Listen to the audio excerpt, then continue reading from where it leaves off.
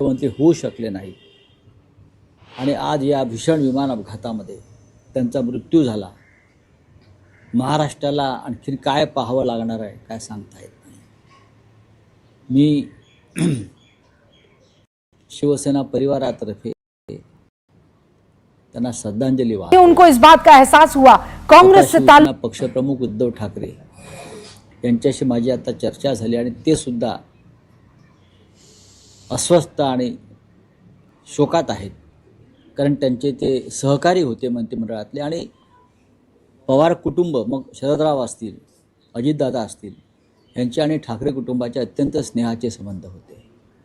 त्याच्यामुळे स्वतः उद्धव ठाकरेसुद्धा लवकरच आपल्यासमोर येऊन दुःख व्यक्त करतील। रावसाहेब, गेली अनेक वर्ष राजकारणात, कौटुंबिक जीवनात आपल्याला अजित पवारांचा स्नेह सहवास लाभला। नक्कीच आपली काही व्यक्तिगत आठवण किंवा एखादा प्रसंग? नाही, खूप प्रसंग आहेत अजितदादांबरोबरचे। विशेषतः जेव्हा जेव्हा पवार साहेबांबरोबर आमच्या बैठका व्हायच्या तेव्हा अजित पवार असायचे।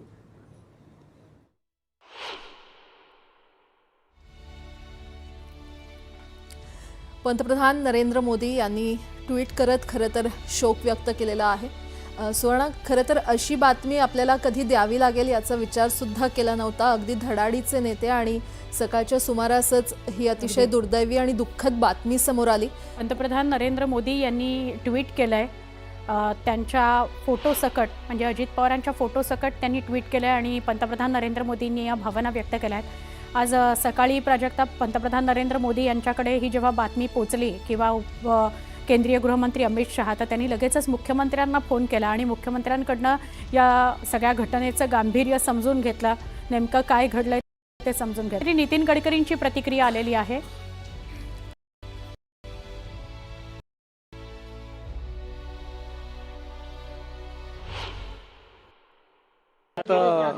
अजित पवार का ये एक्सीडेंट में निधन होना ये बहुत ही दुखद और दुर्भाग्यपूर्ण है।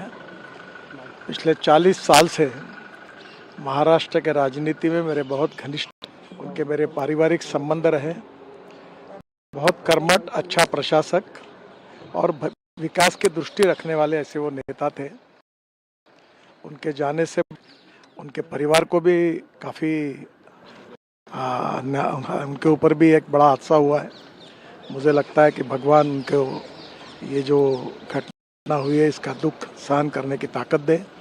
मैं व्यक्तिगत रूप से और पार्टी के महाराष्ट्र के इस पुराने सहयोगियों को मैं श्रद्धांजलि अर्पित करता हूँ। भगवान उनके आत्मा को शांति दे, यही ईश्वर चरणों में प्रार्थना करता हूँ। आणि सध्या सयाजी शिंदे आपल्यासोबत जोडले गेलेले आहेत। शिंदेजी, अत्यंत दुर्दैवी बातमी खरं तर सकाळच्या सुमारास समोर आली। दादा आपल्यातून निघून गेलेत। मला काय बोलावं तेच कळत नाही। म्हणजे माझा वैयक्तिक अनुभव आणि वैयक्तिक विश्वास असलेला राजकारणातला एकमेव नेता मला असं होतं की मला जो त्यांच्याकडे काम करताना अनुभव होता त्यामुळे असं वाटायचं की, कारण ऍक्च्युली मला काय बोलायला सुचतच नाही काय काय अशीच परिस्थिती झाली आहे। म्हणजे आम्हाला सुद्धा बातमीवर विश्वासच ठेवू नये अशी परिस्थिती होती।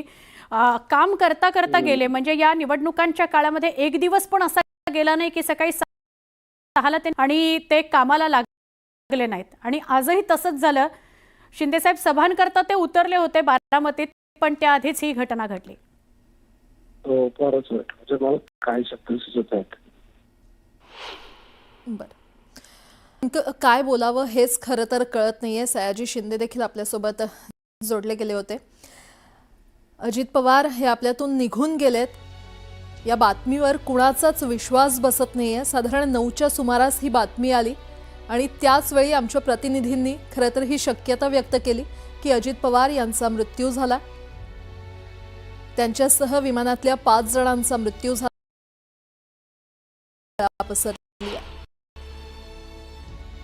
उपमुख्यमंत्री अजित पवार निघून गेलेले आहेत। 66 वर्षांचे होते आणि सतत प्रत्येक दिवशी कार्यरत असलेलं असं हे नेतृत्व होतं। आज एवढी मोठी घटना समोर आली आहे। त्यांच्या कार्यकर्त्यांना आणि त्यांच्या खासदार आमदारांना काही सुचत नाहीये। फक्त आणि फक्त ढसाढसा रडण्याशिवाय त्यांना काही बोलता येत नाहीये. लहान मुलांसारखं रडतायत अक्षरशः, कारण अशी कधीतरी बातमी आपल्या कानावर येईल असं वाटलंच नव्हतं. इतके ते ऍक्टिव्ह होत, सगळ्या आपल्या आमदार खासदारांपेक्षा सुद्धा चौपट ऍक्टिव्ह होते. मुख्यमंत्री एकनाथ शिंदे हे बारामतीकडे रवाना झालेले आहेत. त्यांचे जे सगळे कुटुंबीय आहेत, अगदी सुप्रिया सुळे जिथे असतील तिथून निघालेले आहेत, सुनेत्राताई निघालेले आहेत. आपल्याबरोबर अमोल कोल्हे जोडले गेलेले आहेत. अमोलजी, खूप खूप दुर्दैवी घटना. अमोलजी, अमोल कोल्हे आपल्यासोबत आहेत, त्यांच्यापर्यंत आवाज पोहोचतोय का बघूया. खरं तर सगळ्यांनाच आवाज देताना अमोल कोल्हे आपल्याबरोबर जोडले गेलेले आहेत. अमोलजी, काय प्रतिक्रिया, ही धक्कादायक बातमी?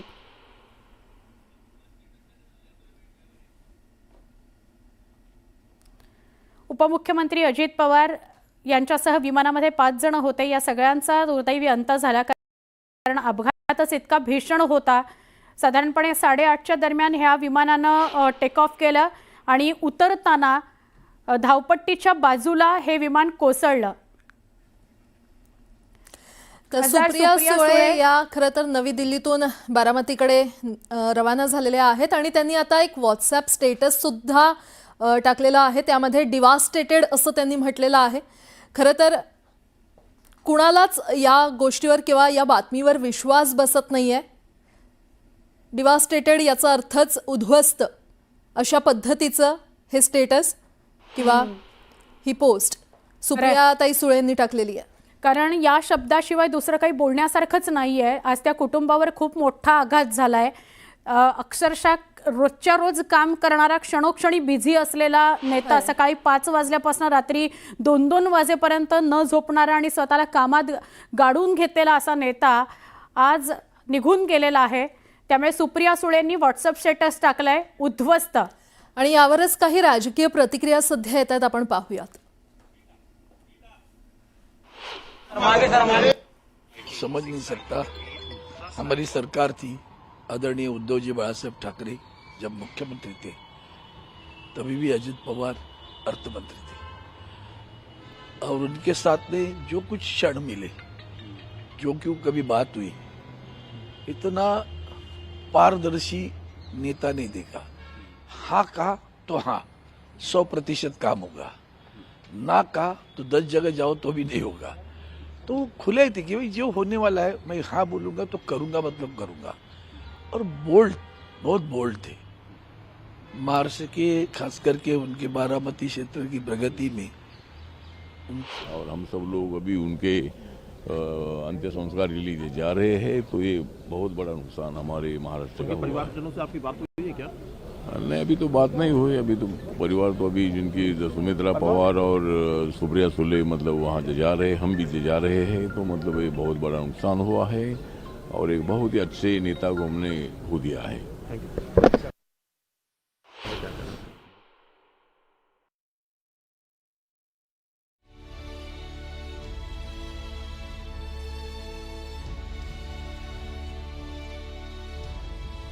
मतप्रवाह जर वेगवेगळे होते, त्यांना दादांचं त्या दिवशीचं प्रेम आजपर्यंत शेवटपर्यंत त्याच पद्धतीने माझ्यावर होतं कधी पण.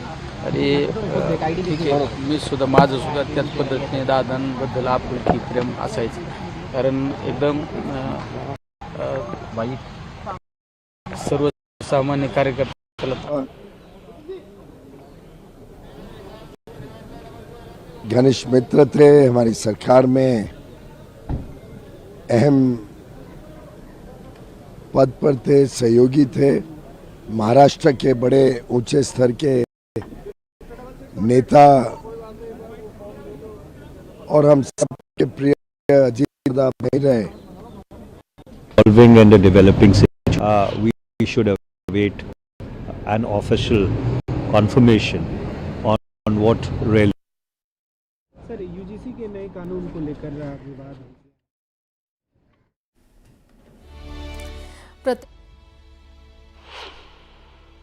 भरी दर्द भरी घटना है ये. हमने देखा कि एयरप्लेन जब नीचे आया था ऐसा लग रहा था उसका क्रैश हो जाएगा. उसका क्रैश हो जाएगा ऐसा हम सोच रहे थे, तभी क्रैश हो गया। हम देखे क्या है, लेकिन एयर उतरेगा ऐसा लगा, उतर रहा है। आणि सध्या प्रशांत जगताप आपल्यासोबत जोडले गेलेले आहेत।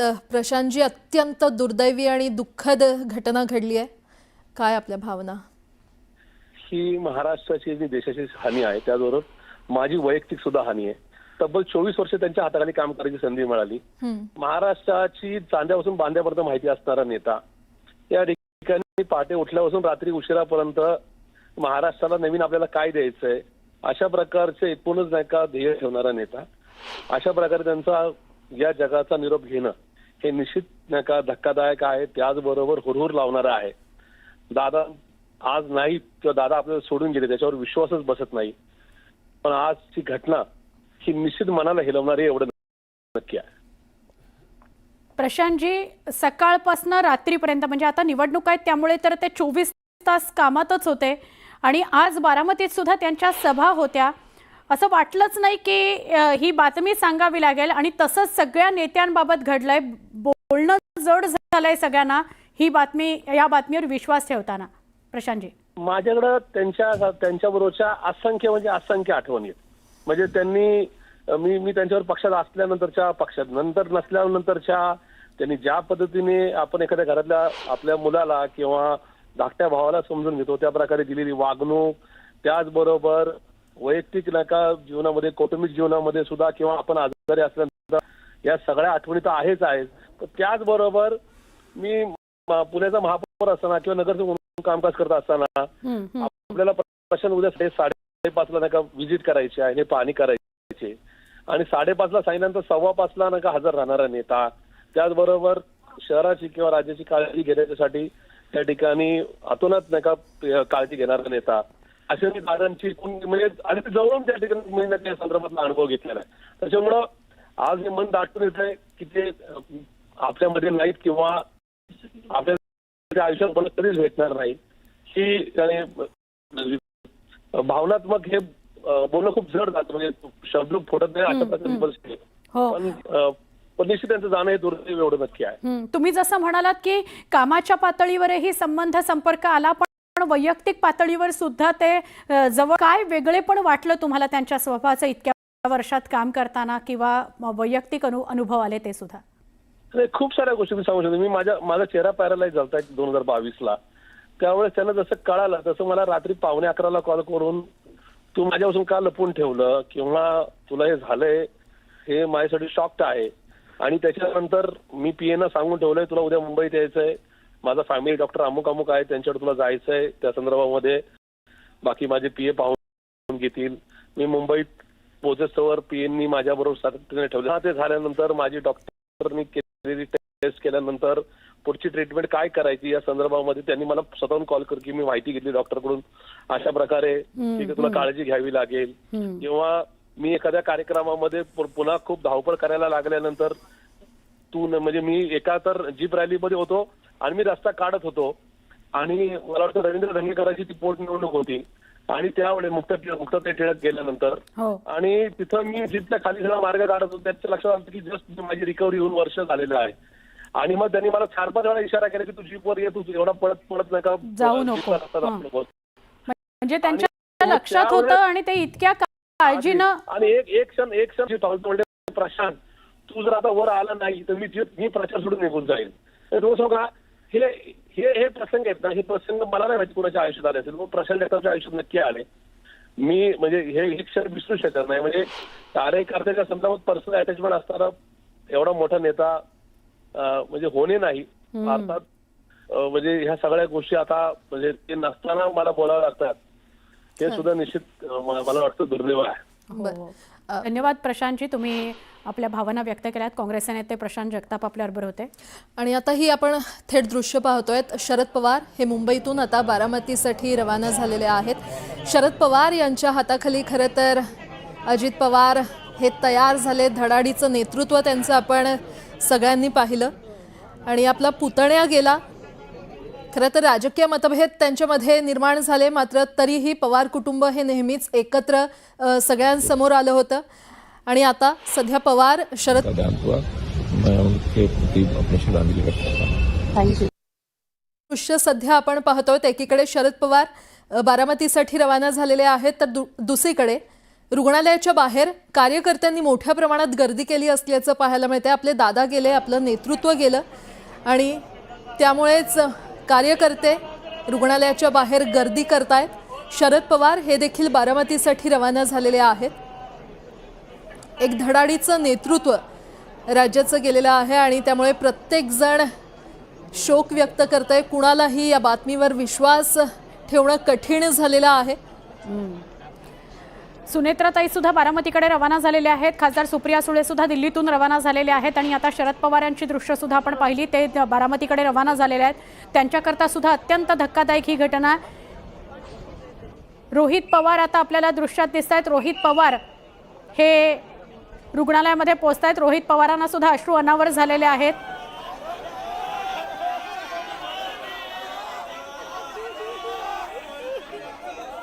रोहित पवार हे आता रुग्णालयामध्ये पोहोचलेत. रोहित पवारांना सुद्धा काही सुचत नाहीये. ढसाढसा रडत ते सुद्धा रुग्णालयामध्ये दाखल होताना आपल्याला दिसत आहेत. खरं तर आज सगळ्यांचीच ही परिस्थिती आहे. मग ते सध्या आपल्यासोबत गिरीश महाजन जोडले गेलेले आहेत. महाजनजी, अत्यंत दुर्दैवी आणि दुःखद घटना, दादा आपल्यातून गेलेत.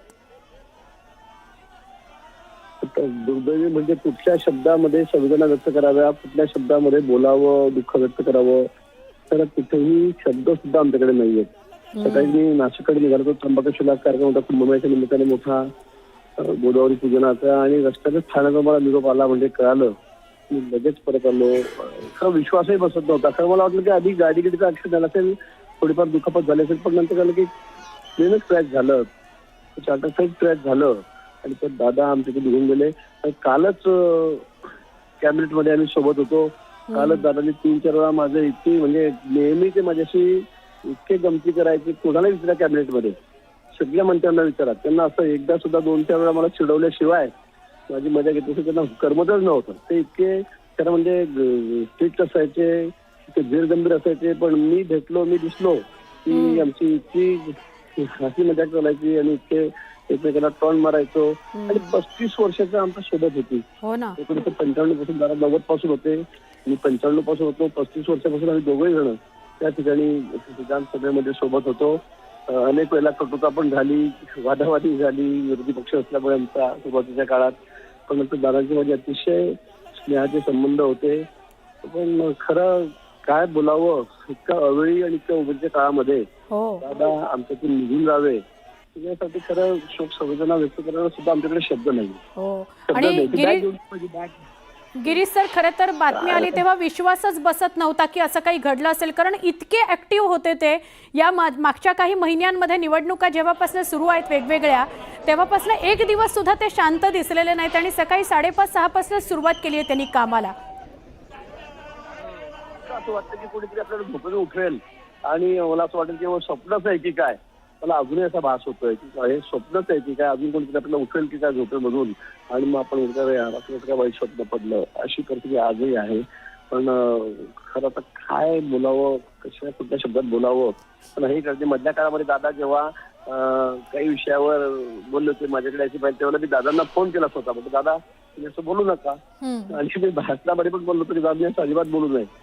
पण मी त्यांना वैयक्तिक सुद्धा लगेच काही झालं की लगेच त्यांना फोन करायचं की दादा हे काही बरोबर नाही, जरा तुमच्या माणसाला आवरा जरा, हे बरोबर नाही बोललं. मी सगळी समन्वयाची भूमिका मी त्यांच्याशी मीच ठेवत होतो खरं म्हणजे. खरं तर प्रत्येकालाच भावना व्यक्त करणं कठीण झालेलं आहे. गिरीशजी धन्यवाद. त्याला चूक म्हणणारे असले तरी सुद्धा अतिशय मनाने ते निर्मळ होते, याचा अनुभव मी स्वतः घेतलेला आहे. त्यांच्यासोबत मी मंत्रिमंडळात देखील काम केलं. मी मुख्यमंत्री असताना त्यांनी उपमुख्यमंत्री म्हणून देखील काम केलं. आणि जेव्हा मुख्यमंत्री मी असताना मुख्यमंत्री माझी लाडकी बहीण योजना किंबहुना इतरही योजना जेव्हा आम्ही सुरू केल्या, तेव्हा आर्थिक जे काही घडी आहे किंवा आर्थिक तरतूद जी आहे ती अतिशय उत्तमपणे त्यांनी त्यावेळेस केली. आणि याचा अनुभव मला आहे. आणि एकदा करायचं ठरवलं की ते अजितदादा करायचेच. करतो, बघतो, पाहतो असे शब्द त्यांच्या डिक्शनरीत नव्हते. व्हायचं असेल ते तात्काळ करायचे, नसेल त्याला नाही म्हणायचे. असा स्पष्ट वक्तेपणा या महाराष्ट्राने पाहिलेला आहे. मी असेन, मुख्यमंत्री देवेंद्रजी असतील, अजितदादा असतील, आम्ही टीम म्हणून काम केलं, टीम म्हणून काम करतो. आमच्या वेळाही कामाच्या वेगवेगळ्या, मी पहाटे उशिरापर्यंत काम करतो, अजितदादा पहाटे लवकर काम सुरू करतात, देवेंद्रजी दिवसभर काम करतात. आणि अजितदादांनी 6-6 वाजता देखील अपॉइंटमेंट दिलेल्या अधिकाऱ्यांनी आणि लोकप्रतिनिधींनी पाहिलेल्या आहेत. अतिशय वेळेचं महत्त्व आणि वेळेचं भान ठेवणारा नेता हरपलेला आहे. खरं म्हणजे काल परवाच आमची एका कार्यक्रमामध्ये भेट झाली. सरन्यायाधीश आपले भारताचे मुंबईत आले होते आणि ते येण्यापूर्वी आम्ही तिथंच एका चेंबरमध्ये बसलो होतो आणि त्यावेळेस झालेल्या चर्चा, गप्पा गोष्टी, आजही सकाळी जेव्हा मला त्यांची ही घटना कळली तेव्हा तेच समोर त्याच आठवणी काल परवाच्या येऊ लागल्या. खरं म्हणजे माझ्यापेक्षा ते राजकारणात देखील अनुभवी नेते, गेल्या अनेक वर्षापासूनचा त्यांचा अनुभव, वयाने देखील माझ्यापेक्षा ते मोठे होते माझ्या आणि अनुभवाने देखील. आणि म्हणून त्यांना राज्यातल्या अनेक विषयांचा गाढा अभ्यास होता. अनेक विभाग त्यांनी हाताळले होते. याचा राज्याला फायदा होत होता. मंत्रिमंडळात देखील ज्यावेळेस काही विषय यायचे त्यावेळेस आपल्या राज्याची आर्थिक परिस्थिती अशी आहे, आपल्याला सर्वांना काटकसर करावी लागेल, असे अगदी निर्भीडपणे सांगणारे अजितदादा देखील आम्ही अनुभवलेत. शिस्तीचा नेता म्हणूनही आम्ही अनुभवलेला. आणि त्यामुळे त्यांच्या जाण्याने फक्त पवार कुटुंबियांचंच नाही तर संपूर्ण महाराष्ट्राचं न भरून येणारं नुकसान झालेलं आहे. आणि माझ्यापेक्षा वयाने मोठे असल्यामुळे एक जी काय आमची गेल्या अनेक वर्षापासूनची जवळीक निर्माण झाली होती, त्यामुळे राजकारणातले आम्ही तिघजण एक टीम म्हणून काम करत असलो तरीसुद्धा एक मोठा भाऊ हरपल्याची, गेल्याची भावना देखील, दुःख देखील माझ्या मनामध्ये आहे. आणि मी त्यांना भावपूर्ण आदरांजली अर्पित करीत असतानाच मनामध्ये फार दुःखाच्या भावना आहेत. त्यांचं कुटुंब हे दुःख पचवण्याची क्षमता, डोंगरा एवढं दुःख आहे, ही क्षमता ईश्वराने त्यांना प्रदान करावी. कुटुंबाचंच नाही, संपूर्ण महाराष्ट्राचं झालेलं आहे नुकसान.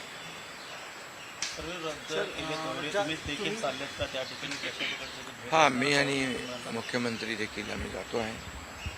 आमचे सहकारी आमच्यातून गेलेत, त्याचं दुःख आहे. म्हणजे सभा होत्या त्याही आज आम्ही रद्द केलेलं आहे. सर, एक विचार असं वाटतं की तुम्ही याला उल्लेख केला की 2 दिवसांपूर्वी त्यांच्या जवळपास 1-1.5 तास तुम्ही बसलेले होतात दोघंच, खूप गप्पा झाल्या त्या चेंबरमध्ये.